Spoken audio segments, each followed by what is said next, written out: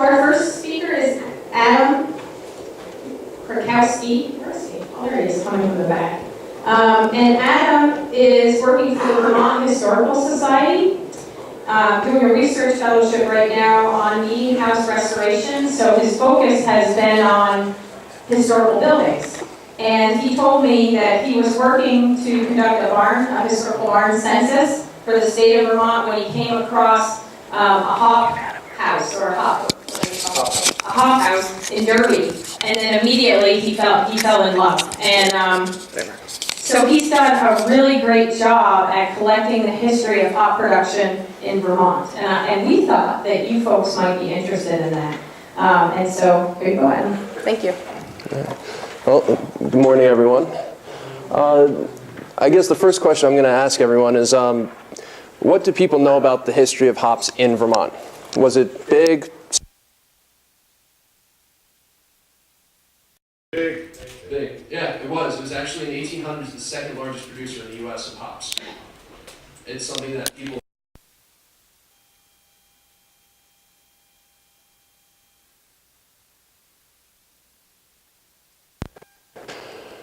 I guess let's start in the beginning.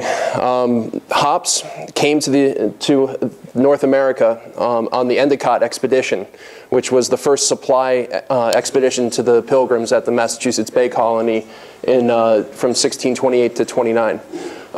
It's kind of funny. We have a country that's actually founded on beer. Pilgrims ran out of beer. In the actual accounts from the Mayflower, Miles Standish, they actually ran out of beer, which was their source of nutrition, and it was safer to drink than water at the time. They came in originally in Provincetown and then down and settled in Plymouth. On that expedition, it's actually documented that they requested and received 400 pounds of roots from England. No idea on the type of hop or any of that nature, but I started from there kind of retracing the expansion of hops. From there, I know that about 5 to 10 years after, the Dutch colony of New Amsterdam received hops of their own from Holland, and ultimately the Virginia colony. And what happened in Virginia, though, is that the hops started up. It was actually quite an enterprising crop for farmers, but tobacco won out. I actually found in 1656, in Puritan, Boston of all places, there was one of the first farm subsidies. And if you grew hops, they'd actually help you out a little bit with extra land, the prime land of the different regions. In towns back in the day, you had a central green for your cattle and your grazing, and then you had the different plots of agricultural land surrounding. And if you were going to grow hops, you actually got the better land in the town to do it. Next slide. So when in doubt, if you don't find much about how the hops are growing, look at the illegal activities. This is actually a law that was passed in 1732 by King George II in England, actually stating that we got to stop this illegal shipment of hops from New England through Ireland into the UK. And so I have proof there that while I can't find the direct information on how hops were being grown in New England and the colonies, I do know it must have been successful because they were smuggling it through Ireland back into the UK and actually beating the UK growers. So next slide.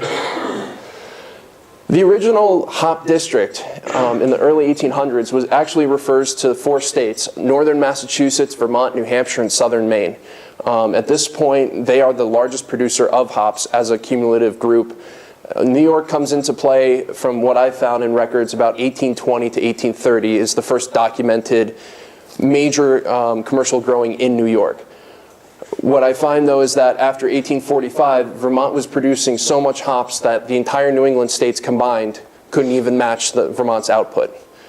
Now, in pointing out how the expansion of hops kind of occurred, it actually is not even following where hops are, but the expansion of colonization. And in that case, the rivers were the most viable source as being a mode of transportation, and also some of the more fertile grounds. And the first accounts of hops that I find growing in both New Hampshire and Vermont are on the rivers, on the Merrimack River and also the Connecticut River. Next slide. So basically the first narratives that I've found in Vermont in published accounts was from the August 15th, 1835 Genesee Farmer and Gardener's Journal. And it's actually an account that's written about how in this small town on the Connecticut River, there's an enterprising commercial hop farm, which they produced 3,000 pounds on 4 acres, and that was 1833. And they sold for 20 cents a pound. In the 1800s, you have a lot of trade magazines, and the trade magazines were a way of sharing secrets, sharing basically what was successful and what was not. And one of the more informational magazines that I found was The Plow, the Loom, and the Anvil, which basically covered all the trades. And there's oftentimes in little paragraphs saying, by the way, my hop crop this year was phenomenal. By the way, my hop crop failed. And it was kind of a way that you could trace the ebb and flow of hop growing in the 1800s. In the case here, I had Ariel Hunton, who in Hyde Park actually kept accounts for 2 years through the journal, saying about how he planted, how much he lost over a winter, how successful the growing was, and ultimately where he was actually able to sell his hops. Next slide.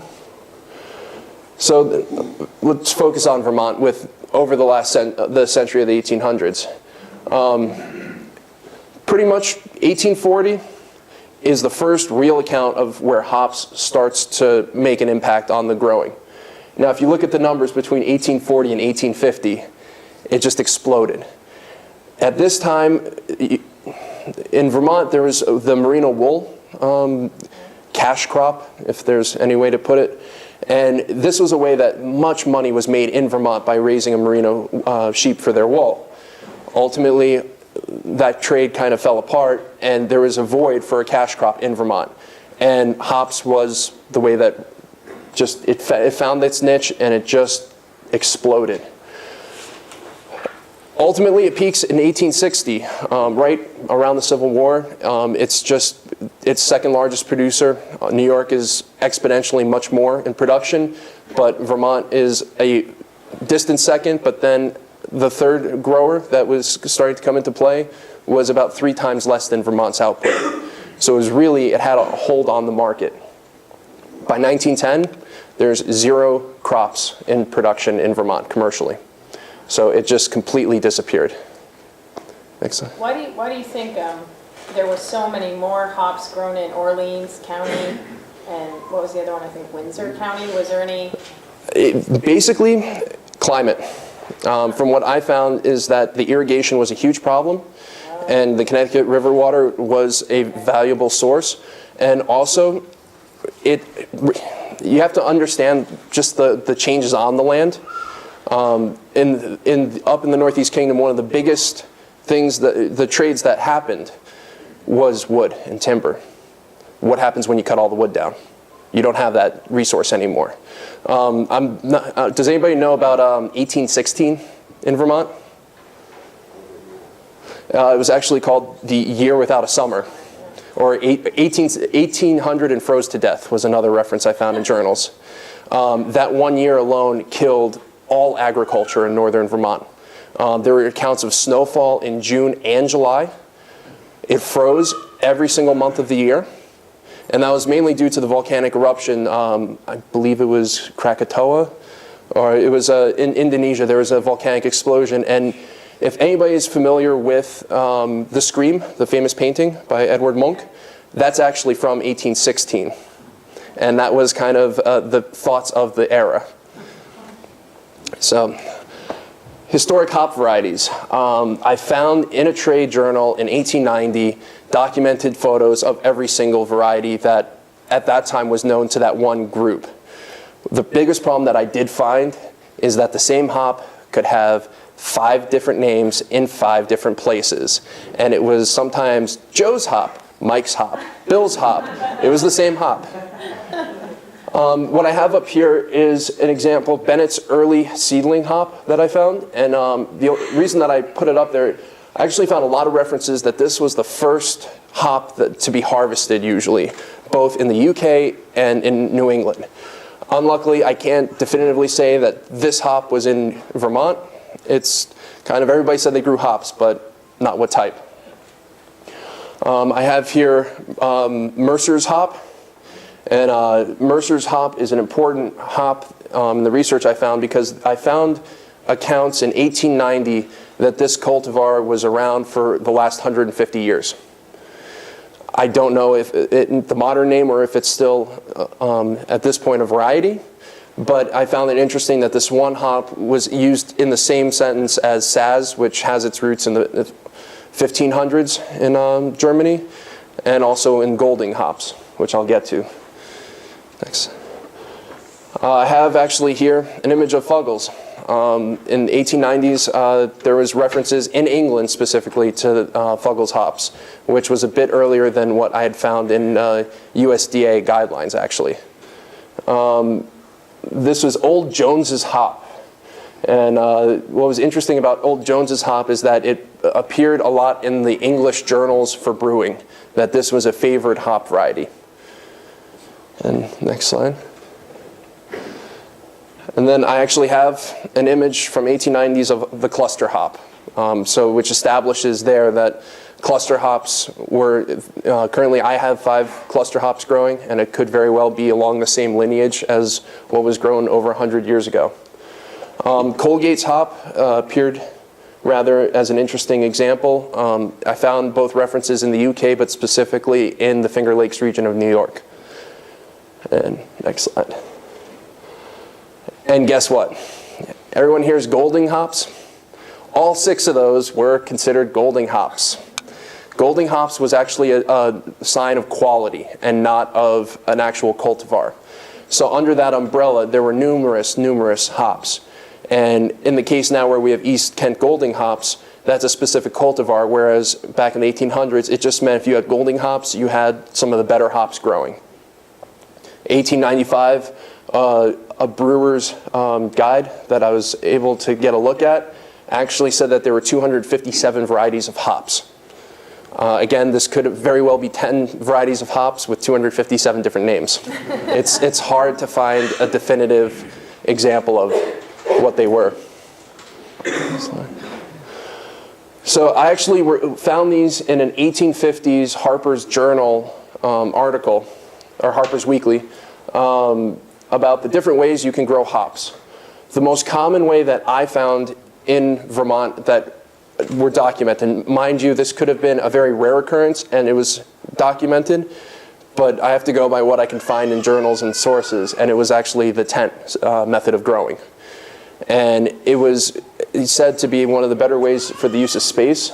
When it was shown with the corn growing, it was actually a reference found on, if you want to start a hop yard in the 1800s, the first thing you did in the first season was you put your hops into the high parts of the rows, and then in the troughs you planted corn. And that way you got a first-year harvest of some commercial success, but it also was an example of biodynamics where the corn put nutrients into the soil that the hops benefited from. So every image I found of hop harvesting in the 1800s was just so romanticized. It was the glory days. At least that's what Harper's wanted you to believe, the plowman and the anvil. And I was actually able to find a lot of letters in family collections and diaries that actually described the hop harvest every year. Vermont's harvest was usually the last week of August, and it was almost to a T. The school teachers actually planned the start of school at the conclusion of the hop harvesting. And the reason was that most of them were actually females and young men that harvested the hops. And many of the women were actually the school teachers. 3 different letters from 3 different parts of the state. They said, oh, make sure the school's in order, make sure that, such and such arrives, and I will be there as soon as I finish picking. And the reason for this was actually, it was preferred because the farm hands had too heavy of a hand. And they wanted the young men and women to harvest the hops because of the delicate nature of their fingers. And it was actually 2 different accounts that were said by farmers about how he has this wonderful crew of women harvesting the hops, and with the farm hands doing the carrying and all the prep work. Room and board were always supplied, actually, for the harvesters, and it was quite phenomenal how much the farmers went out of their way. Next slide. This is another image from a different trade magazine. The workers' pay was actually based on the total boxes harvested. Usually it was, say, 10 cents a box, 25 cents a box. And there were different accounts that were saying about how one person was so proud about how they picked the most boxes that day that they've ever done. But one of the more interesting things that came out of the research was the old social dance known as the hop. It actually was the parties that were thrown in those makeshift villages every night. And when the hop harvesting season was in full swing, there were accounts that the place to go was the parties thrown by the harvesters at night. There was beer, which was their source of nutrition and hydration. And it was just the modern term of going to the hop or the sock hop came out of the hop harvesting. The average harvest in Vermont, from what I've found, was about 7 to 10 days. I actually found this image in a trade magazine. Again, this is about 1860, and it was done by a gentleman who just signed his name EOL. I was actually able, through some research, to track down who EOL was, and his name was Edwin O. Lee. He was a hop farmer in Bellows Falls. This is actually his hop house that he built on his property in the 1860s, and it was cutting edge when it was constructed. It was a method that they could dry the hops very easily and very efficiently. In Harper's journal, there was an account about how one of the most dangerous things that you had to deal with was your farm hands, because the hops had to be dried rather quickly. And I'll actually get to how they were dried later on, but there were different accounts about how when somebody's kind of imbibing on a little whiskey and you have a fire in a wooden building, a little too much whiskey, you fall asleep and you lose your whole crop. And I found 2 different accounts that actually described how one was actually selling insurance, in case your hop drying barn burned down, that you were insured. Next slide. These are 2 examples that I found. They're actually from the West Coast, but I found references on the East Coast to the use of these machines specifically, and these were how they were packing the hops. I found in one account that it was packed up in 1 pound blocks that were then wrapped and then put into tin-lined crates and being shipped out. Chances are the brewers, that's how they receive them around the country and also overseas in England, where hops from the US were sent. Next slide. Oh, the history. I thought I wasn't going to find much, to be honest. Documents in Vermont from 1830s and earlier are pretty hard to find. I actually did manage to find a law that was passed November 2nd, 1798, that restricts the selling of metheglin, strong beer, ale, and ciders in quantities not less than 1 gallon. I came to find out Vermont, it's a pretty laid-back state, but in the 1800s, it was not. Some of the accounts that I found, when you look at an agricultural census, everything's normally laid out on this wonderful grid, and here's the person, here's how much they're growing, here's how much acreage. 1820s, I found pieces of paper that were handwritten that said, by the way, I produce this, 400 barrels of gin. There's one problem. If you're handwriting this with not being inspected and you're getting taxed on how much beer or liquor you're producing, you're not going to put how much you're really producing. I know that. So I have to kind of, I guess, guesstimate would be the best way of describing it. In this case, this gentleman writes that he has 2 stills of gin with 400 barrels produced a year. Gin is an important aspect of early Vermont consumption, but also in the usage of hops. Hops were actually added to gin. It was something that was a little different and kind of threw me for a curveball. So all of a sudden I'm focused on brewing, and now I have to step into distilling. And this is from Hartford, Vermont in November of 1820. Next slide. Vermont was one of 2 states that actually had an elected position of hops, general hops inspector. It was actually a very important role in government. aside from having the state inspector, every county had its own inspector. And actually, I apologize, I had one that showed Washington County and right below the other image. And in Washington County, you have your county legislature, you have your head of jails, head of police, head of taxation, and your hop inspector. And they were all the most prominent figures in each county. This position lasted for a while, and it was a very important position. You'll see why shortly. They were actually paid in hops also. So in this state legislature law in 1849, from Vermont, it kind of describes how hops are handled and prepared. Now, what's interesting is this is the growth of hops, but it had police enforcement.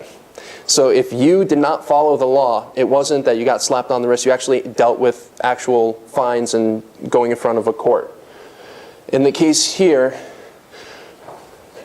Article number 7, hops had to remain at least 10 days in a dry place after harvesting and before baling.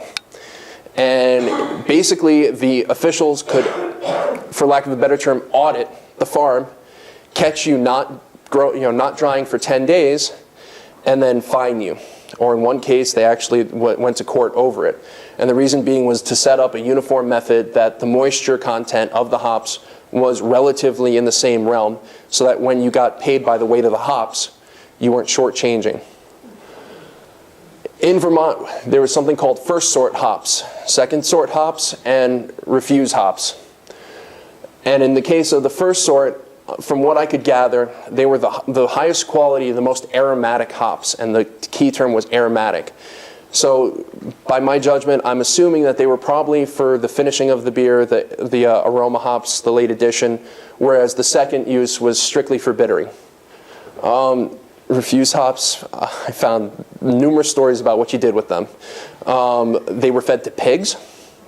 They were thrown into areas where there was pests, and if you wanted to take control of the area. It was also most commonly used in the household for sourdough. And you could actually make yeast starters for sourdough with the hops. And the theory behind it was that the preservative nature of hops would help keep the dough together and your starter together, but without the mold. I don't know how successful it was, but... So hops in the law. Benjamin D. Peterson. I love this case. The guy went to jail for brewing a beer too strong. It's the only brewery in Vermont. In Burlington, it was actually just on where Champlain Street would be, in the southern part. And he actually was found guilty. And I found his records about how much production he was using, the amount of hops he was producing, and also kind of the different styles of beers. I actually think that he was brewing, and it's just sheer speculation, an India Pale Ale. At that time, it was considered what he brewed a newer style to the area. It was exceedingly hoppy and very strong. He served 2 days in jail. Next slide. So, brewing. I wanted just to touch on this. Brewing had a very wide open term in the 1800s. The only thing that had to be in beer was not malt, but hops. I found cases where there would be much more described as a mead, equal parts brown sugar and honey. In one case, molasses with some stale bread loaf. One of the things I recently was talking with a brewer in Boston about the whole growing extreme brewing trend that is often discussed. What's now on the market, high alcohol, high hop rates, the addition of foreign ingredients. And I found this poem from a tavern in Rhode Island, 1760. And I love the fact that beer that's brewed from hops and pumpkins, grateful to the thirsty bumpkins. Extreme brewing was commonplace back in the 1800s. If you had a bad year for your grain, and you still needed to produce beer, you had to find some way of getting the sugars into the beer. In Vermont, I found accounts of pumpkins being used, sugar beets. There were some cases of throwing fruit into the beer. You kind of used what you had. There was no set hierarchy about what beer had to be. It had to be a source of nutrition for you and your family, and it also had to be something that would hold up fairly well. So, when did Vermont go into Prohibition? This really threw a wrench into my research. Everyone probably knows about the Prohibition, 1920s in the US. Vermont had Prohibition on the books with, this is the cover of it right there, in 1853. It's one of the first states to actually enable Prohibition, and basically if you brewed anything over 5%, it's illegal. Hence why Benjamin Peterson had to go in front of the court. On the left is actually a diagram I found in the 1870s showing the breweries region by region in the US. What I left off is actually the biggest brewery state-wise was Wisconsin at the time, that they had over 120 breweries. Notice how Vermont is not on the list. Once Prohibition went into effect, there was one producer of beer, but he was producing strictly what was considered small beer. And small beer in the 1800s was more considered a nutritional beverage than alcoholic beverage. Distillation, as I said before, it kind of worked its way into the research. This is an advertisement from Detroit, Michigan. I found a similar one from Boston. And hop oil was actually produced and distilled. It was used as a pharmaceutical tincture that was added to medicinal preparations. I also found that it was the source of what we get now as bitters. What's actually added to the cocktails was a combination of hop oil, and sometimes they would use a beer that was fortified with hop oil, which essentially was hop alcohol. And it just kind of popped up. And the great thing about Americans and seeing the trend was if you outrule Prohibition and alcoholic consumption is illegal now, it's for medicinal purposes. And I found in certain cases the labels had actually, during Prohibition, were like, it's great for great to be added, great this, and then as soon as Prohibition enacted, it's great to clean your kidneys. It was kind of an interesting switch. In this case, I actually found for the home use, I love it, toilet preparations, spruce beer. And this is something that was widely available as a pamphlet. You could probably get it in your local general store as some of the guides for growing and making home materials. And in this case, it distinctly says fresh hops, best quality, 6 drachms, which a drachm is 1/8 of an ounce, I believe. So in this case, it would be almost 3/4 of an ounce of hops. Ground sassafras bark, granulated sugar, essence of spruce, allspice, extract of Jamaican ginger, and 2 egg whites and boiling water. A lot of times they would fortify the different beers for nutritional purposes, honestly. In one case there was, I forget what exactly was added, but it was strictly added for vitamin C. And it was a way that they kind of made something that kept the farm hands healthy and the family healthy. So just in conclusion, I wanted to thank the Vermont Historical Society for giving me some funding to pursue this for the last year. It's been very, not what I expected when I started out. And thanks to UVM, and thank you all for coming. So if there's any questions.